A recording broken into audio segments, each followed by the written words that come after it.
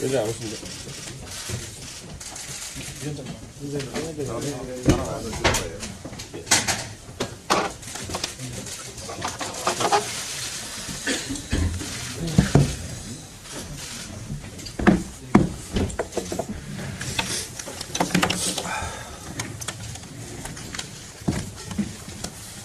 네, 오늘 최고위원회 시작하겠습니다. 예, 개혁신당 대표 이준석입니다. 그저께 출마 선언을 하고 동탄 시민들께 매일매일 열심히 인사 올리고 있습니다. 경기 남부 지역 제가 돌아다니 보니 특징은 교통과 교육에 대해서 정책의 수요가 정말 높습니다. 지금까지 정치가 지역에서 해결하지 못했던 부분을 이제 개혁신당이 새로운 정치를 통해서 풀어내보려고 합니다. 인구 1360만 명의 경기도에는 지금 과학고가 1개밖에 없습니다.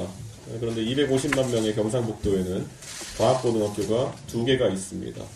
이것은 교육의 현실에 이념이 작용했을 때 실질적으로 미래 세대의 삶에 얼마나 큰 영향이 있는지를 보여주는 정확한 사례일 것입니다. 저희가 반도체 벨트를 이야기하면서 미래 인재를 육성해야 한다고 정치권에서 이야기하지만 정작 초중등 교육에서 이런 부분이 보완되지 않았던 것들, 지금까지 진보 교육감들이 수월성 교육은 철저하게 외면해왔던 결과가 아닐까 이렇게 생각합니다. 교육에 있어서 보편과 특수는 당연히 병존해야 하며 평준화 교육의 장점을 살리고 그 약점을 보완하기 위해서라도 수월성 교육의 요소도 병립해야 합니다. 교통의 문제도 마찬가지입니다. 곧 개통되는 GTX-A 노선의 요금이 동탄에서 수서까지 편도 4,450원에 달할 것이라는 이야기는 이제 곧 개통되어서 실제 맞닥뜨리게 되면은 혼란으로 작용할 것입니다. 지금까지는 GTX 도입 자체에 대한 기대만으로 표심의 양당이 구해왔다면은 실제로 이것이 합리적인 광역교통망으로 존재하기 위해서 정기권을 도입해서 부담을 낮추는 등 여러가지 보완점이 필요합니다. 정치권이 미리 이런 고민을 하지 않았기 때문에 개혁신당이 앞장서서 이런 문제에 대해서 언급해 나갈 수 있도록 하겠습니다. 현장에서 만나는 우리 국민들은 우리 정치에 대해서 절망적으로 생각하고 있습니다. 주로 나오는 반응이 대통령이나 한동훈 위원장 비판도, 이재명 대표 비판도 아니었습니다. 가장 충격적이었던 것은 무관심이었습니다. 그 악플보다 무섭다는 무플입니다. 그게 평범한 시민들의 목소리입니다. 진보 진영은 틈만 나면 국민을 계몽하기 좋아하기 때문에 역사의식, 사회의식 이런 것이 없다고 이런 국민들을 훈계하고 있습니다. 하지만 하루하루 성실하게 살아가는 위대한 국민들에게 이런 평가를 할 수는 없습니다. 국민들께서는 이제 정치를 경멸하는 것을 넘어서 혐오하는 단계로 진입하고 있다 이런 생각을 합니다.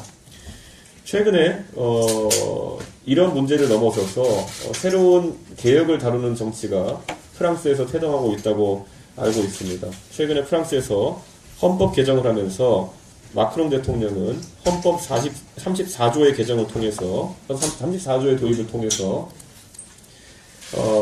낙태권에 대한 부분을 헌법에 집어넣었습니다. 이런 문제는 굉장히 논쟁적이지만은 결국 대한민국에서 언젠가는 이루어져야 될 논쟁이다. 저는 이렇게 말씀드리겠습니다. 프랑스 헌법 34조에는 여성이 자발적으로 임신을 중단할 수 있는 자유가 보장되는 조건을 법으로 정한다는 조항이 추가되었습니다.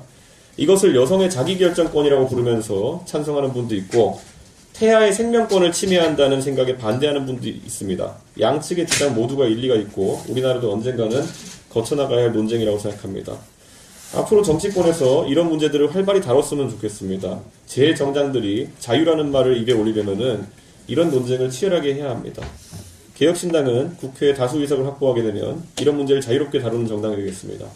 낙태 문제부터 졸업사 문제까지 통일교육, 성인지 교육 등 국가가 국민의 사상적 자유를 침해하는 제도, 그리고 문화 콘텐츠에 대한 국가적, 사회적 검열 등 국민께서 체감하는 진짜 논쟁에 직면하겠습니다. 그게 양당의 극한 대립을 넘어서 개혁신당이라는 정치 집단이 존재하는 이유가 되어야 된다고 생각합니다. 다음 조국진 최고위원입니다. 네. 예, 오늘 조국의 강과 탄핵의 강에 대해서 강하게 말씀드리겠습니다.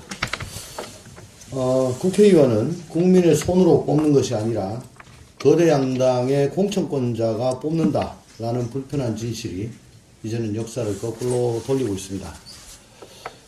어제는 사법 리스크의 한가운데에서 허덕대고 있는 당대표 둘이서 만났습니다. 더불어민주당 이재명 대표는 총선에서 윤석열 정권을 심판하는 정치 세력은 모두 힘을 합쳐야 한다며 조국 혁신당과 함께 하겠다고 말했습니다. 이에 조국 대표는 협력해서 윤석열의 강, 검찰 독재의 강을 건너자라고 화답했습니다. 2019년 조국 사태가 터지고 민주당 안에서 동료 의원들의 hir난과 강성 지지층의 문자 폭탄에도 불구하고 여기 앉아있는 금태섭 최고위원과 제가 그토록 싸워서 건너려고 했던 것이 바로 위성과 내로남불의 강 그리고 조국의 강이었습니다. 이재명 대표가 지난 대선 기간 중 민주당이 공정성에 대한 국민 기대를 훼손하고 국민을 아프게 한 것은 변명의 여지가 없는 잘못이다 라고 하면서 조국 사태에 대해 서너 차례 고개를 숙인 것도 또 하나의 새빨간 거짓말로 드러났습니다. 이제 민주당은 그 조국의 강으로 아예 풍덩 빠져버렸습니다. 국민의힘은 그보다 더 과거인 2016년으로 돌아갔습니다. 지난 3월 2일 국민의힘 공관위는 대구 중랑구에 박근혜 전 대통령의 형사재판 변호인이었던 도태우 변호사를 공천했습니다. 도 변호사는 강성 보수 진영의 21대 총선 부정선거 주장을 주도한 인사이기도 합니다. 한술 더 떠서 어제는 박근혜 대통령 변호인단을 이끌던 박 전 대통령의 복심으로 불리는 유영하 변호사를 대구 달서갑에 단수 공천했습니다. 정용환 공관위원장은 공천을 한 배경으로 약간의 정무적 판단도 들어가 있다고 말했습니다.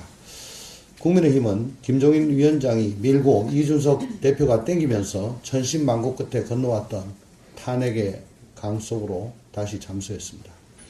민주당과 국민의힘 모두 겉으로는 시스템 공천을 말하고 당원의 선택, 국민의 선택, 심지어는 국민 추천제를 내놓지만 결국 과거 회기이자 반동의 공천이고 유권자 무시 공천입니다. 앞으로 선보일 두 정당의 위성정당 명부에서 그 과거 회기는 더욱 뚜렷해질 것입니다. 조국의 강을 건너고 탄핵의 강을 건너자던 미래 정치 세력은 지금 보시는 모두 개혁신당에 와 있습니다. 이번 4.10 총선은 조국의 강과 탄핵의 강 그리고 민심의 강 사이의 선택입니다. 과거는 바꿀 수 없고 미래는 막을 수 없습니다. 개혁신당이 민심의 강을 지키겠습니다. 감사합니다. 다음 금태섭 최고위원 발언이 있겠습니다.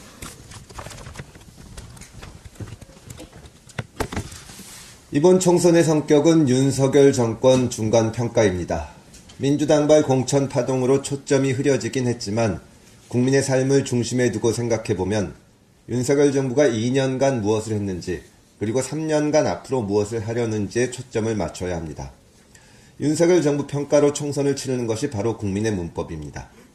한동훈 비대위원장발 국민의힘 뉴스는 전형적인 여의도 문법을 따릅니다.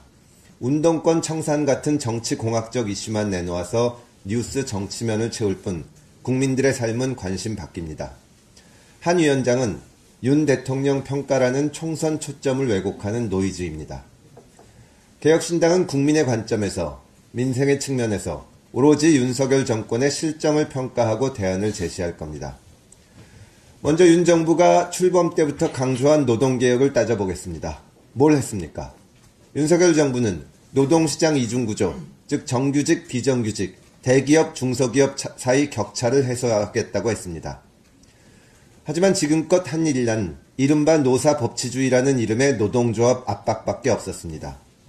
이중구조 개혁과 관련해서는 정말로 단 하나의 정책도 기억이 나지 않습니다. 대기업과 중소기업 임금 격차를 보면 2023년 11월 기준으로 월 193만 원이 납니다. 이는 2년 전에 비해서 33만 원이 늘어난 것입니다. 2023년 정규직과 비정규직의 평균 임금을 비교해보면 임금 격차는 166만 6천 원으로 전해보다 증가해서 역대 최고를 찍었습니다. 노동시장 이중구조는 윤석열 정부 들어 더 악화되고 있습니다. 윤석열 정부의 노동개혁 점수는 솔직히 말해서 요즘 야당 대표가 유행시킨 그 0점이라고 할 수 있습니다. 어제 놀라운 기사를 하나 보았습니다. 한국의 대표 보수 언론과 대표 진보 노동단체가 함께 노동시장 이중구조에 관한 기획기사를 낸 것이었습니다. 노동시장 이중구조 개혁에 진보 보수가 따로 없고 그만큼 절박하다는 것입니다. 윤석열 정부만 한가합니다. 김건희 여사 리스크 관리하듯 노동개혁을 했으면 뭐라도 했을 겁니다. 개혁신당이 총선에서 노동, 연금, 교육개혁과 관련해서 대안을 내놓겠습니다. 국민의 편에서 윤석열 정부의 실정을 심판하는 제대로 된 정책을 이야기하겠습니다. 여의도 문법을 배격하고 국민의 문법으로 윤석열 정권을 심판하겠습니다. 감사합니다.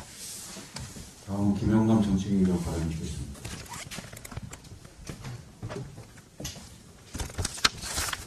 그동안 현역 의원의 생환율이 너무 높아서 고인물 공천이라는 평가를 받던 국민의힘 공천이 완전히 달라졌습니다. 어제 하루만 해도 현역 국회의원 4명이 컷오프 됐습니다. 그뿐만 아니라 지역구 현역 의원들이 다수 있는 지역구 5개가 절차와 내용을 도저히 알 수 없는 소위 국민추천제 적용 대상으로 지정됐습니다.